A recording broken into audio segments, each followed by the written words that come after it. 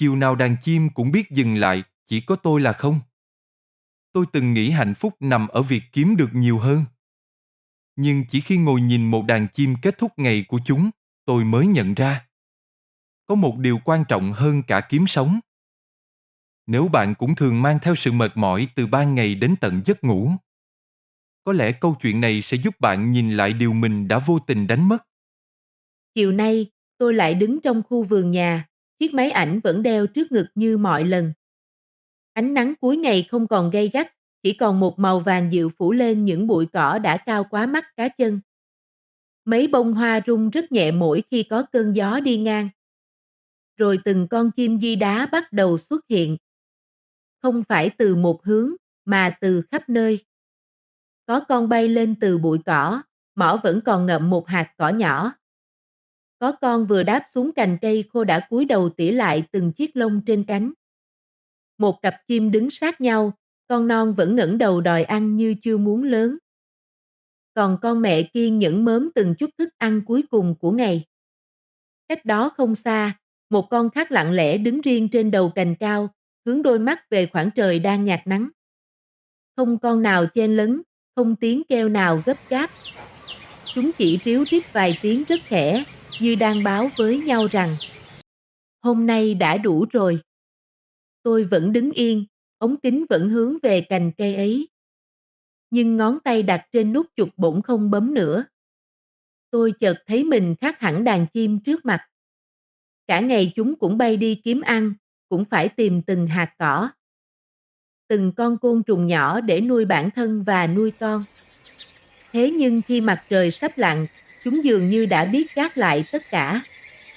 Còn tôi, dù công việc đã kết thúc từ lâu, trong đầu vẫn là những việc chưa xong. Những dự định còn dang dở, những điều khiến lòng mình nặng trĩu. Thân thể đã đứng giữa khu vườn, nhưng tâm trí vẫn như đang chạy đâu đó, mãi không tìm được một cành cây để bình yên đậu xuống. Không hiểu vì sao, tôi không đưa máy ảnh lên nữa. Tôi chỉ đứng đó, lặng im nhìn cành cây khô. Một cơn gió nhẹ đi qua, vài chiếc lá cỏ rung lên. Đàn chim vẫn đứng sát nhau, thỉnh thoảng nghiêng đầu, vuốt lại bộ lông đã xơ sau một ngày bay khắp khu vườn. Chúng không làm gì đặc biệt cả. Chỉ đơn giản là ở yên. Điều bình thường ấy lại khiến lòng tôi trùng xuống. Tôi chợt tự hỏi, đã bao lâu rồi mình không thật sự kết thúc một ngày? Không phải là hết giờ làm, mà là để tâm mình được nghỉ. Đã bao lâu rồi, sau bữa cơm tối, đầu óc tôi vẫn tiếp tục tính toán. Vẫn nghĩ về những việc ngày mai. Vẫn nhớ đến những điều người khác từng nói làm mình khó chịu. Thân thể đã trở về nhà, nhưng tâm thì vẫn lang thang giữa những lo toan chưa có điểm dừng. Tôi nhìn đàn chim thêm một lần nữa. Chúng chẳng sở hữu điều gì ngoài bầu trời, vài bụi cỏ và cành cây khô ấy. Vậy mà khi chiều xuống, chúng lại có thứ tôi đang thiếu. Đó là một nơi để tâm mình bình yên đậu lại. Có lẽ, điều làm con người mệt mỏi nhất không phải vì chúng ta đã đi quá nhiều, mà vì trong suốt hành trình ấy, chúng ta chưa từng cho tâm mình một chỗ để trở về. Tôi cứ đứng nhìn đàn chim rất lâu, rồi một câu hỏi bất chợt hiện lên trong đầu. Tại sao chúng cũng kiếm ăn cả ngày như tôi? Mà khi chiều xuống, chúng lại bình yên hơn tôi. Thoạt đầu, tôi nghĩ câu trả lời nằm ở cuộc sống. Con người có quá nhiều áp lực. Có gia đình phải lo, có công việc phải gánh. Có tiền bạc, trách nhiệm, những mối quan hệ phức tạp. Làm sao có thể so mình với một đàn chim nhỏ được? Nhưng rồi tôi lại tự hỏi mình một câu sâu hơn. Hay đó chỉ là điều tôi vẫn dùng để tự an ủi mình? Đúng là hoàn cảnh của con người phức tạp hơn. Nhưng có thật mọi sự nặng nề trong lòng tôi đều đến từ hoàn cảnh không? Hay chính tôi là người không biết đặt chúng xuống? Tôi nhớ đến rất nhiều buổi tối. Công việc đã kết thúc, không ai bắt tôi phải tiếp tục suy nghĩ nữa. Thế nhưng tôi vẫn tự nhốt mình trong những phép tính, những kế hoạch, những điều người khác từng nói.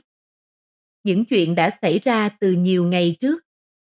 Tôi cứ mang chúng đi hết từ nơi này sang nơi khác, như thể nếu nghĩ nhiều hơn thì mọi việc sẽ khá hơn. nhưng càng nghĩ, tâm lại càng mệt. Tôi chợt nhận ra một điều khiến mình lặng người.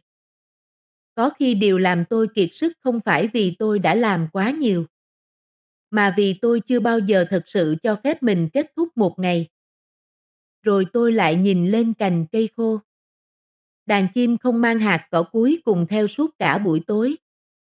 Chúng không tiếp tục bay đi tìm thêm, chỉ vì ngoài kia vẫn còn vài hạt chưa nhặt. Chúng biết lúc nào cần kiếm ăn, và cũng biết lúc nào cần dừng lại. Còn tôi luôn nghĩ rằng mình đang sống có trách nhiệm. Nhưng có lẽ, trong nhiều năm qua, tôi đã âm thầm đồng nhất giá trị của bản thân với việc mình làm được bao nhiêu, kiếm được bao nhiêu, giải quyết được bao nhiêu việc. Đến mức nếu ngồi yên một chút, tôi lại thấy có lỗi. Nếu nghỉ ngơi, tôi lại thấy mình đang tụt lại phía sau. Nếu chỉ lặng im ngắm một buổi chiều, tôi lại sợ mình đang lãng phí thời gian. Có phải rất nhiều người trong chúng ta cũng đang sống như vậy không? Chúng ta học cách chạy thật giỏi, nhưng lại quên mất cách trở về với chính mình. Và có lẽ, đó mới là lý do khiến một ngày đã khép lại từ lâu, mà trong lòng chúng ta vẫn chưa từng có hoàng hôn. Tôi vẫn nhìn đàn chim. Mặt trời đã khuất gần hết sau những tán cây, ánh vàng cuối ngày cũng đang nhạt dần. Không một con nào vội bay đi. Không một con nào cố kiếm thêm một hạt cỏ cuối cùng. Khoảnh khắc ấy, một câu hỏi bỗng hiện lên rất rõ trong lòng tôi. Nếu hôm nay là ngày cuối cùng của mình, liệu điều khiến tôi thanh thản sẽ là những gì mình đã kiếm được, hay là cách mình đã sống hết ngày hôm nay? Tôi không trả lời ngay. Bởi tôi biết, suốt một thời gian rất dài, nếu có ai hỏi như vậy, có lẽ tôi vẫn sẽ nghĩ đến công việc còn dang dở, những mục tiêu chưa hoàn thành, những kế hoạch còn bỏ ngỏ. Tôi luôn tin rằng chỉ cần cố thêm một chút nữa, làm thêm một chút nữa, rồi một ngày nào đó mình sẽ được nghỉ ngơi. Nhưng một ngày nào đó ấy dường như chưa bao giờ đến. Hết việc này lại đến việc khác, hết nỗi lo này lại đến nỗi lo khác. Tôi cứ đẩy sự bình yên của mình về phía tương lai, như thể nó là một phần thưởng chỉ dành cho lúc mọi thứ đã hoàn hảo. Đến hôm nay, nhìn đàn chim đứng trên cành cây khô, tôi mới hiểu mình đã nhầm. Bình yên không phải là phần thưởng sau khi làm xong mọi việc. Bình yên là cách mình kết thúc một ngày, dù vẫn còn những việc chưa thể làm xong. Rồi một câu hỏi khác lại đến. Điều gì sẽ xảy ra nếu ngày mai tôi vẫn phải lao động như hôm nay? Câu trả lời khiến tôi nhẹ người. Tôi vẫn sẽ làm việc, vẫn sẽ cố gắng, vẫn sẽ có trách nhiệm với cuộc sống của mình.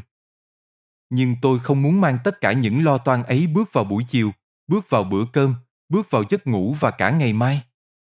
Bởi nếu mỗi ngày đều chỉ biết kiếm sống mà quên nuôi dưỡng tâm hồn mình, thì đến một lúc nào đó, tôi có thể có nhiều hơn trước. Nhưng lại không còn biết thế nào là một buổi chiều bình yên. Tôi ngẩng đầu nhìn cành cây thêm một lần nữa. Đàn chim vẫn ở đó, chúng không dạy tôi điều gì bằng lời. Chúng chỉ sống đúng với bản năng của mình. Vậy mà chính sự bình thản rất đổi giản đơn ấy lại khiến tôi hiểu ra một điều tưởng như rất nhỏ. Nhưng có lẽ phải mất nhiều năm, tôi mới thật sự nhìn thấy rằng kiếm sống giúp một ngày được tiếp tục. Nhưng biết dừng lại để tâm mình bình yên mới giúp cuộc sống thật sự có ý nghĩa. Rời khu vườn, tôi chợt nghĩ đến rất nhiều người. Nghĩ đến người công nhân tan ca khi trời đã tối, trên vai vẫn còn nguyên nỗi lo về tiền học của con. Nghĩ đến người nông dân sau một ngày ngoài đồng, đôi bàn tay còn vương mùi đất nhưng trong đầu đã tính đến mùa vụ tiếp theo. Nghĩ đến người làm văn phòng vừa tắt màn hình máy tính, nhưng điện thoại vẫn sáng lên với những tin nhắn công việc chưa kịp trả lời. Và cả những người làm kinh doanh, làm nghề tự do. Những người luôn sống trong cảm giác nếu mình dừng lại một chút thì sẽ bị bỏ lại phía sau. Có lẽ, chúng ta đều đang rất giống nhau. Không phải vì ai cũng bận, mà vì ai cũng đang cố gắng gánh nhiều hơn sức nặng của một ngày. Có phải vậy không? Xã hội hôm nay dạy chúng ta cách cạnh tranh. Dạy chúng ta cách đạt được nhiều hơn. Dạy chúng ta cách tận dụng từng phút để tạo ra giá trị. Điều đó không sai. nhờ những nỗ lực ấy mà cuộc sống phát triển hơn. Nhưng hình như, rất ít người dạy chúng ta một điều cũng quan trọng không kém. Đó là làm thế nào để khép lại một ngày mà trong lòng vẫn còn sự bình yên. Thế nên, nhiều người đã có một ngôi nhà đẹp nhưng hiếm khi thật sự trở về trong tâm hồn. Có những bữa cơm cả gia đình ngồi cạnh nhau, nhưng mỗi người vẫn bị giữ chặt bởi những suy nghĩ riêng. Có những kỳ nghỉ kéo dài vài ngày, nhưng khi quay về, sự mệt mỏi vẫn còn nguyên vì tâm chưa từng được nghỉ ngơi. Phải chăng? Khổ đau, phần lớn đến từ những chấp trước như ham muốn danh lợi, tình cảm, tật đố, tự ngã này phải không? Bình yên chỉ có thể đến khi ta dần dần nhận ra và buông những chấp trước này. Có phải vậy không? Tôi nhận ra, điều khiến con người kiệt sức không phải lúc nào cũng là công việc. Đôi khi, chính là thói quen không chịu buông xuống. Chúng ta giữ mãi một lời nói làm mình tổn thương. Giữ mãi một lần thất bại, giữ mãi sự so sánh với người khác. Giữ mãi nỗi lo về một tương lai chưa đến. Rồi vô tình biến những điều chỉ nên tồn tại trong vài phút thành gánh nặng kéo dài suốt nhiều tháng, nhiều năm. Có lẽ vì vậy mà khi nhìn đàn chim di đá cùng đậu trên cành cây khô sau một ngày kiếm ăn, tôi không còn thấy đó chỉ là một khoảnh khắc đẹp của thiên nhiên. Tôi thấy ở đó một tấm gương rất giản dị. Không phải để con người sống như loài chim, mà để tự hỏi chính mình một câu mà có lẽ ai trong chúng ta cũng nên tự hỏi khi một ngày khép lại. Đó là: hôm nay, ngoài việc kiếm sống, mình đã thật sự cho tâm hồn có một nơi để trở về hay chưa? Gió chiều vẫn thổi rất nhẹ. Ánh nắng cuối cùng cũng lặng lẽ rời khỏi khu vườn. Đàn chim di đá lần lượt thu mình trên cành cây khô. Tiếng ríu rít thưa dần, rồi nhường chỗ cho một khoảng yên tĩnh rất tự nhiên. Tôi hạ chiếc máy ảnh xuống. Lần đầu tiên sau rất lâu, tôi không còn tiếc vì mình bỏ lỡ một khoảnh khắc đẹp. Bởi tôi biết, hôm nay mình đã mang về một điều còn quý hơn một bức ảnh. Tôi mang về một câu nhắc nhở dành cho chính mình. Ngày mai, tôi vẫn sẽ thức dậy, vẫn sẽ làm việc, vẫn sẽ cố gắng hoàn thành trách nhiệm của mình. Nhưng tôi không muốn đánh đổi sự bình yên của buổi chiều để đổi lấy thêm một chút lo lắng không cần thiết. Tôi muốn học cách làm việc hết lòng khi mặt trời còn cao, và học cách buông xuống khi mặt trời đã lặn. Không phải vì mọi việc đã hoàn hảo, mà vì tôi hiểu rằng cuộc sống không chỉ cần những ngày làm việc trọn vẹn, mà còn cần những buổi chiều được khép lại trong sự thanh thản. Tôi ngước nhìn cành cây lần cuối. Đàn chim vẫn đứng sát bên nhau, lặng lẽ giữa nền trời đang chuyển sang màu xanh sẫm. Không một lời dạy dỗ, không một triết lý lớn lao. Chỉ có một cành cây khô và một đàn chim biết dừng lại đúng lúc. Và có lẽ, từ buổi chiều ấy, mỗi khi kết thúc một ngày, tôi sẽ tự hỏi mình một câu rất giản dị rằng: hôm nay, mình chỉ hoàn thành công việc, hay mình cũng đã cho tâm hồn được trở về? Có lẽ, điều nghèo nhất trong cuộc đời không phải là có ít tiền, mà là sau bao năm miệt mài kiếm sống, chúng ta lại không còn biết cách để tâm mình được bình yên. Và có lẽ, thành công không chỉ được đo bằng những gì ta mang về khi mặt trời lặn, mà còn bằng việc khi một ngày khép lại, trong lòng ta vẫn còn đủ nhẹ để mỉm cười với cuộc sống. Có phải vậy không? Đàn chim không sống dễ hơn con người. Chúng chỉ biết một điều mà đôi khi chúng ta đã quên. Đó là kiếm sống là một phần của cuộc đời. Nhưng biết dừng lại để tâm hồn được trở về mới là cách để thật sự sống. Nếu bạn đã xem đến đây, có lẽ đâu đó trong câu chuyện này cũng có hình ảnh của chính bạn. Có thể hôm nay bạn cũng vừa trải qua một ngày rất dài. Cũng đã cố gắng hết sức và cũng đang mang theo những điều chưa kịp buông xuống. Nếu vậy, tối nay, trước khi bắt đầu nghĩ về ngày mai, hãy thử dành cho mình vài phút thật yên. Ngồi bên một ô cửa, dưới một gốc cây, hay chỉ đơn giản là ngước nhìn bầu trời đang dần tối. Hoặc đọc cuốn sách yêu quý nhất của bạn. Biết đâu, trong khoảng lặng rất nhỏ ấy, bạn sẽ tìm lại được điều mà suốt bao ngày bận rộn mình vô tình đánh mất. Nếu câu chuyện này chạm đến bạn, mình rất muốn đọc những chia sẻ của bạn ở phần bình luận.